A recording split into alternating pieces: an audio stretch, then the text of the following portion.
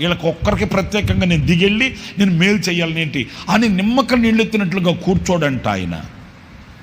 చూసారండి, ఇప్పుడు మనుషులు అనుకోండి, వాళ్ళకి ఇష్టం వస్తే మనకు ఏదైనా చేయూతనిస్తారు, వాళ్ళకి నచ్చితే మెచ్చితే ఏదో పలకరింపు కన్నా ఒక ఫోన్ కాల్ చేస్తారు, చేసి ఏమంటారు, ఏమనుకోవద్దులే బ్రదరు, ధైర్యంగా ఉండు, ఈ టైంలోనే మనం ధైర్యంగా ఉండాలి, ఈ సమయంలోనే మనం కొంచెం ధైర్యం తెచ్చుకోవాలయ్యా, దిగులు పడితే ఎట్లా, కుమిలిపోతే ఎట్లా, కూలబడితే ఎట్లా, ధైర్యంగా ఉండు, నేను వీలు చూసుకుని వస్తాలే, ఉంటా మరి, అంతే.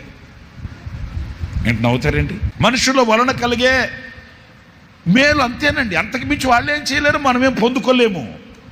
మీరు ఘనమైన బలమైన ఆసాములు భూసాములు ఉంటారు కదండి, వాళ్ళ దగ్గర చూడండి, వాళ్ళ పరిధి ఉంటుంది, ఆ పరిధి దాటి సాహసించే వాళ్ళు ముందుకి రాలేరు. కానీ ఈ రాత్రి నేను అనుభవిస్తున్నా, నేను నడిపించబడుతున్నా, నాకు నాయకుడై ఉన్న నా ప్రభు అయిన యేసుక్రీస్తు ఎవరయ్యా అని అంటే, నీకు ఎక్కడ ఆపద ఉందో అక్కడి నుంచి నిన్ను తోడుకెళ్ళిపోతాడు అంతే.